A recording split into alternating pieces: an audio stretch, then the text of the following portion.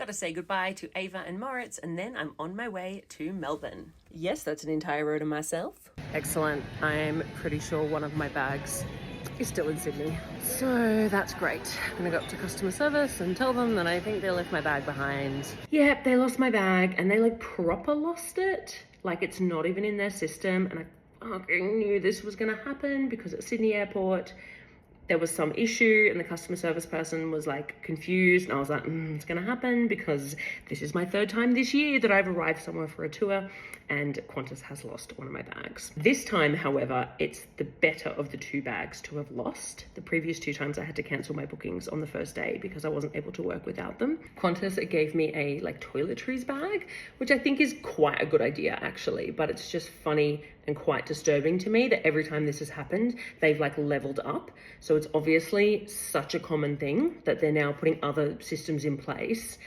to deal with it. And it's like, maybe you could redirect that money into the first systems so they're not screwing up as often. Anyway, I'm assuming that that toiletries bag doesn't have 7 different sizes of condoms, a riding crop and a vibrator, but could get lucky. Yeah, okay, no vibrators, but it does have a pair of Qantas branded pajamas that actually are quite like soft and lovely. So I'll take that. Did a little bit of grocery shopping, including grabbing some condoms. I just got back from the shops and realized that all my hair stuff is in that suitcase. And this is what we're at.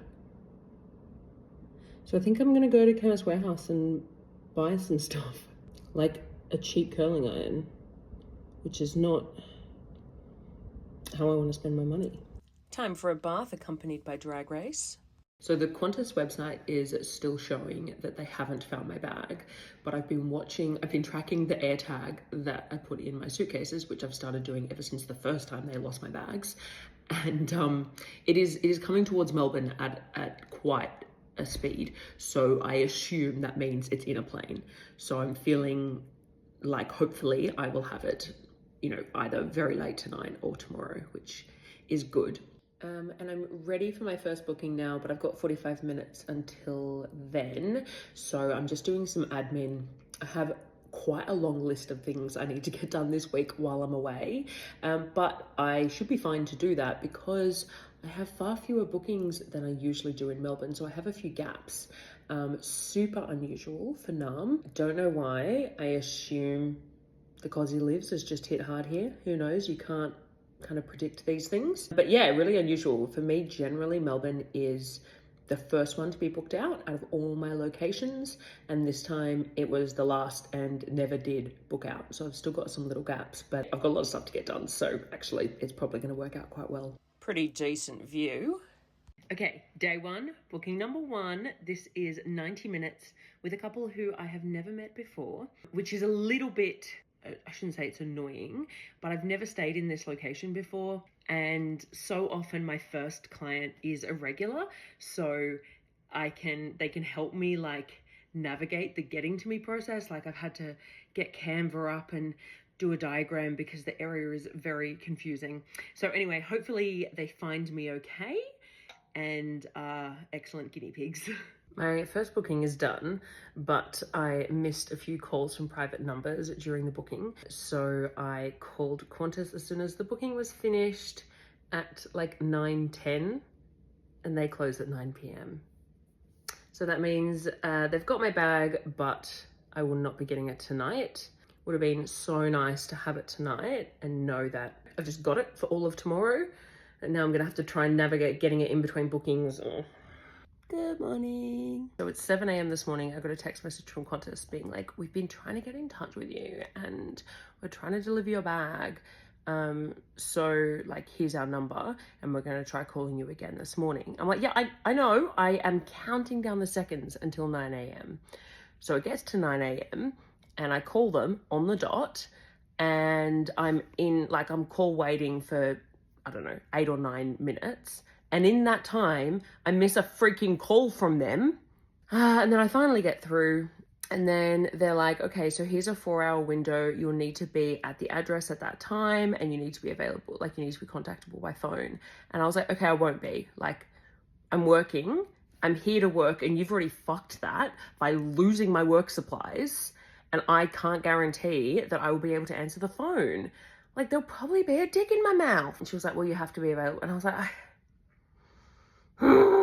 anyway, obviously I'll just make it work, and I'll have to tell my clients that I might have to take a phone call, and that's just really crappy. I feel like I'm giving attitude. Like, I have a lot of compassion for customer service people, but a number of the people I've spoken to have, I feel like, been quite shirty, and the tone has been this like, well, if this is the service you want to receive, like, this is what you need to be amenable to. And I'm like, this isn't the service I want to receive though. Like, this is you making up for your mistakes. Not you personally, but your company. Obviously I'm polite to them, but I'm just like, I'm not asking for anything unreasonable. I'm asking for the service that I paid for. I'm worried I sound like a bit of a Karen. I do understand that the logistics of this would be a nightmare, but also that is literally the entire company's purpose. Like, their job is to get things from one location to another. So it's kind of what you signed up for. I'm ready though for booking number 2, which is a 2-hour triple. So it's with a regular of mine and 2 other providers. I've never met them. I've not even interacted with them online or anything. So I don't really know very much about them at all. We've just shared a couple of text messages and that's it. So yeah, should be a great way to start the day. I just had a 2-hour break, had some food, did some admin, and prayed that my suitcase would arrive because they gave me a 4-hour window. Oh my God, they're calling now. Thank the Lord they are here, because they gave me a 4-hour window, and the first 2 hours of that I had off, and I was like, perfect, hopefully it arrives then. The second 2 hours I have a booking during, and it's a booking with a man who has one of the largest penises I've ever seen in my life. And while I was really pleasantly surprised to find that Kohl's now stocks smaller and larger condoms, it still doesn't stock the extra small or the extra large, and I was starting to panic. Yay! Look how much they struggled. Look at all, they struggled. That was an ordeal. I don't know the area. The courier driver didn't know the area. And that was a wild time. But I've got it. And my client will be here in 2 minutes. It's an 1.5-hour booking with someone I've seen a few times, but not for years. We haven't been able to line up dates when I've been in Melbourne. So yeah, that'll be good. That was delightful. We did a lot of spanking and I really enjoyed that. So now I'm on to booking number 4, which is a 3-hour booking with somebody who I've not met before. Feet ears. Day 2 is done. So 6.5 hours of bookings, in booking time, and I'm absolutely wrecked, so I'm gonna crash. It's day 3, ready for booking number 5. This is a 1/2-hour booking with somebody I've not met before. I actually just worked out that over half of my clients on this tour are newbies, so 7 out of 12, which is pretty, quite unusual, I think. Booking number 6 is a 1-hour booking with somebody I've seen a few times, but the last time was 5 years ago, so I'm looking forward to catching up. I just had 2 hours in between, so I put some makeup on, and now I'm gonna do a 1 hour with somebody I've never met before. Booking number 8 is another 30-minute booking with a newbie. They have been following my TikTok and they requested that I wear this shirt because they saw it on there the other day, so that's cute. Lentils. Booking number 9 is the final booking for today, and it's 1 hour with someone else I've never met before. Day 4, booking number 10. It's an 1.5 hours with a couple, and I've seen him before, but not her. I'm almost ready. I am still in my pajamas. I need to put my dress on, but I'm almost ready for booking number 11, which is the 3-hour booking with somebody I've not met before. Okay, booking number 12 is the final booking of the tour. It is 2.5 hours and it's with someone I've met a few times. And actually, we first met on my very first tour ever. So that is adorable. And I'm done. So today was 7 hours. I've packed up all my stuff and now I'm gonna crash and fly home in the morning. So that was my 55th tour of all time, my 13th to Melbourne, and my 7th tour this year. It was my 12th highest income tour on an average per day basis, but only my 19th highest in terms of profit per day. I had 12 bookings, I saw 14 clients, and I was intimate with 16 people.